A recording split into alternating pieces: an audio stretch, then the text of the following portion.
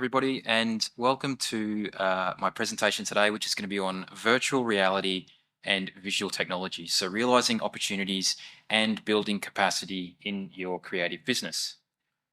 So yeah, my name's Michael Gardiner. I'm the Digital Development Specialist with South of Scotland Enterprise. That just means I can get involved with businesses of all sizes about anything digital across our region.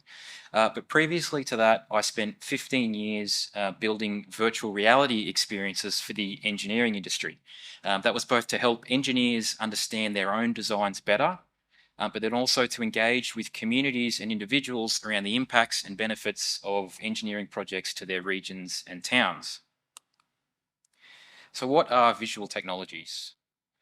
The term largely refers to three things: virtual reality, augmented reality, and real-time applications. Now, if you've only heard of one or maybe none of these, don't worry, let's have a quick look at each. So the first is virtual reality, and that is the act of experiencing a simulated virtual world. So you experience that world through what we call a VR headset that you can see the gentleman in the picture has got over his face. And basically, when you've got the VR headset on, the real world is completely hidden. You are only inside that virtual world. Now, the next technology, closer, oh, further away. Am I too loud or am I not loud enough? Closer. Closer. How's that? Better? Excellent. So the next one is augmented reality. And that is the act of augmenting or adding to the real world with additional content. Now, typically you'd experience this through a mobile device like a phone or a tablet. And that digital content could either be overlaid with no understanding of the real world, or it could actually interact with the real world in some capacity, which is an extension that we call mixed reality. And the last technology is what we call real-time applications. And that is a bit of an umbrella term for any application which can display dynamic, engaging content. It can be experienced on basically any device as long as it's got a screen and a method of interaction. So that could be a laptop, a mobile, a tablet, a smart fridge. And the content could be 3D, it could be 2D, or it could be a combination of both, as long as it is an interactive experience. So why should creative businesses pay close attention to these visual technologies? So the first is that visual technologies cut through complexity. They remove the need for industry-specific terminology or jargon, and they make things understandable to everyone. For example, imagine how something like virtual reality could help a user with no prior knowledge understand the complexities of an archaeological dig site, or the operation of a textile weaving machine, or maybe a technical architectural solution to an engineering problem. The second is that interaction increases engagement, and visual technologies are interactive. They're built around an active experience rather than being passive content. And the more interaction, the more engagement, and the more that the user is investing themselves into that experience. So again, imagine taking an information brochure on a performing arts class and bringing that to life through something like augmented reality. So the viewer would scan a QR code, hold up their phone, and they would watch as figures dance across the page. Suddenly you've increased their engagement, their interest, and their sense of wonder, feelings that will hopefully continue to be associated with your business and your brand. Rapid prototyping means less risk, and that's because visual technologies are a fantastic way of testing design and performing rapid prototyping and iteration. So imagine you're a set designer and the power of being able to walk through the stage in virtual reality to plan, build, and visualize everything before committing to physical construction and work orders. And if you find something that doesn't work, it's far easier and cheaper to iterate in the virtual world than undergoing kind of costly rework or modification in the real world. And visual learning increases memory retention. And this touches on the fast-growing industry of visual technologies in education, what they call EdTech. So using things like virtual reality, augmented reality, and bespoke learning applications to learn faster and retain more information while you're doing it. So let's have a look at a few examples of how visual technologies are being used in the creative industry subsectors. Now, to note, these are not just examples of what the industry could be doing, but rather they're examples of what businesses in the south of Scotland are actively developing right now. So the first is how visual technologies can bring exhibitions to life, whether that be museums, art galleries, tourist attractions, historical sites, etc. So businesses are successfully using augmented reality to enhance traditional exhibitions through engaging content. So whether that's things like additional information, such as text, images, or videos, maybe it's a different way of looking at something, maybe it's the addition of audio or some type of interactive element. And they're also using VR, virtual reality, to create experiences around exhibitions. So combining the physical with the virtual. So imagine going through a historical exhibition that's full of kind of like amazing physical artifacts that you can touch. And then at the end, you put on a VR headset to transport yourself back in time as if you were there. Now, just on that note, please pay close attention to the Trimontium Museum in Melrose, who's going to have some pretty fantastic announcements over the next few months on that very thing. The second example is how the fashion industry is using visual technologies to drive better design and then onto their marketing and retail sales. So things like using VR to explore and test fashion and textile design, again, going back to that rapid prototyping and iteration, using augmented reality-based apps for retail sales, allowing people to try on clothing from the comfort of their own home, what they're calling these virtual fitting rooms, augmented reality-based tailoring apps where you can have your body scanned and mapped for best fit, and also VR fashion shows where anybody with a VR headset can basically recreate that experience of being at a fashion show and sitting in front of the catwalk. The third example is how subsectors like architecture can use visual technologies to drive better design outcomes and increase their stakeholder engagement. So things like using virtual reality to be able to test design prior to construction, making sure that whatever they're building is actually fit for purpose and satisfies the requirements of their end users. So things like disability access, wayfinding, signage, traffic flow, etc. And then using it as a tool to engage with local communities around the impact of that design. And again, that goes back to the fact that it removes the need to understand and interpret things like technical CAD drawings or these complex engineering concepts.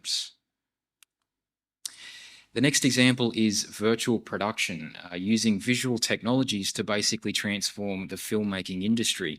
And what that is a combination of physical filming set up against a backdrop of LED screens projecting a virtual world. That virtual world is basically powered by these real-time applications and linked to things like the studio lighting. And then you can actually put on a VR headset to explore those virtual backdrops so that you can find the best angle, time of day, sun, lighting, and again, being able to quickly iterate through those shot variations. Now, virtual production was largely pioneered by Industrial Light and Magic for the Mandalorian TV series, but it's becoming increasingly popular because of the way that it reduces both the cost and the footprint of a typical film studio. And in fact, the UK has the most virtual production studios outside of the US, with just over 40 currently in operation. So it's a big industry now, and it's going to be even bigger in the future. And finally, I wanted to highlight the fact that even those kind of industries that don't necessarily sit within the creative industry subsectors, they still have huge opportunities to leverage these kind of creative visual technologies. So as an example, we're just going to highlight the health and social care industry, where we actually have two companies in the south of Scotland that are doing some amazing and pretty cutting edge work in virtual reality. So the first is VREP, based right here in Galashiels, and they're building a virtual reality empathy platform to give stakeholders a way of understanding what it's like to live with dementia so that they can engineer better outcomes. And the second is Care Reality, based out of Dumfries, who are building a comprehensive learning and assessment solution, again using virtual reality to educate and train social health workers. So just for the last part of the presentation, let's look at capacity building. So you see an opportunity, you want to explore it further, but you don't know where to start. You've got absolutely no idea. So my first piece of advice would be to look to the games industry. And that's because the skills, the software, and the experience needed to build these visual and engaging experiences is all found in the game development industry. And in fact, the two biggest platforms for building visual experiences started their lives as what we call game engines, the underlying software used to build a game. Even though these days they're used across a whole range of targeted industries, of which you can see there, half of which are subsectors of the creative industry. But to get a little bit more specific, what software and skills do you need to build a visual experience, and what is it going to cost?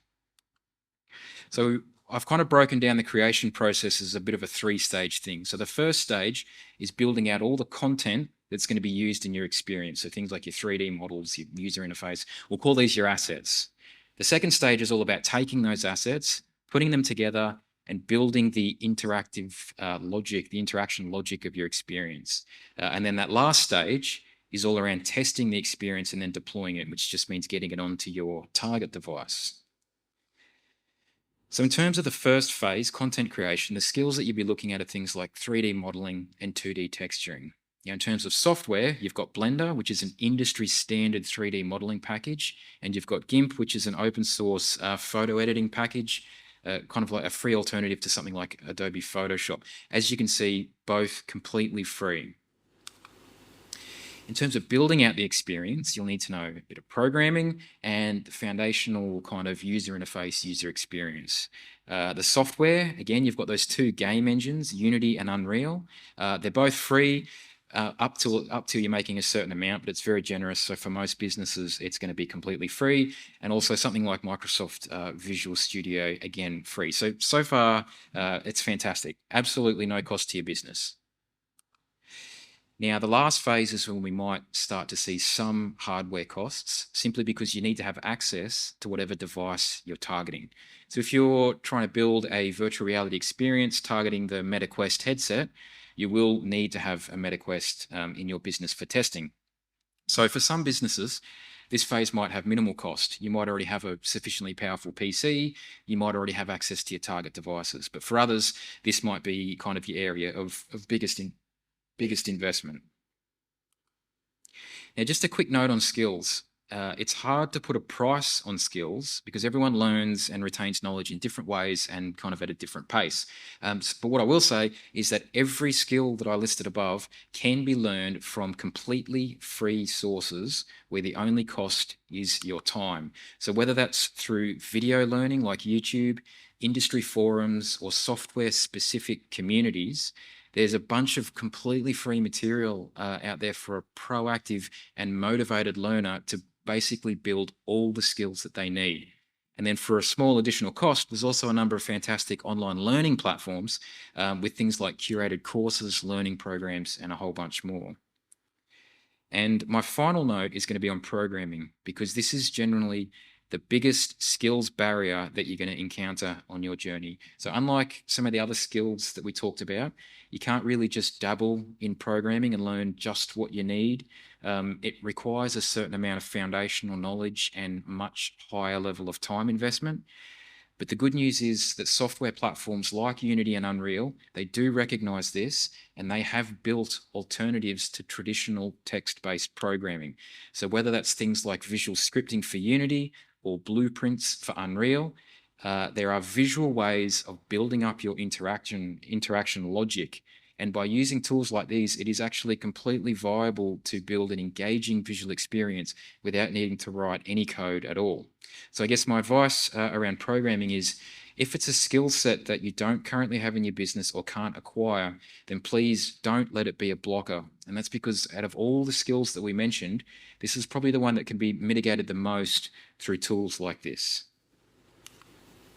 So in conclusion, VR and visual technologies, heaps and heaps of opportunity right across the creative industries. And in fact, there's a whole bunch of exciting projects taking place right now. And there are ways for businesses to explore these technologies with minimal cost. So thank you very much for your time. Please don't hesitate to reach out to me through email, or I'll be around later today so we can organise a chat about anything that I've discussed today. And just I'm just going to add something very quickly again, because I'm also the digital development specialist, so I can get involved in helping businesses with anything digital. So the fantastic breakout session we had over there, where people were noting down their digital pain points. If you feel comfortable, please come and speak to me, share the piece of paper that we wrote down, and we'll see if we can help. So thank you very much.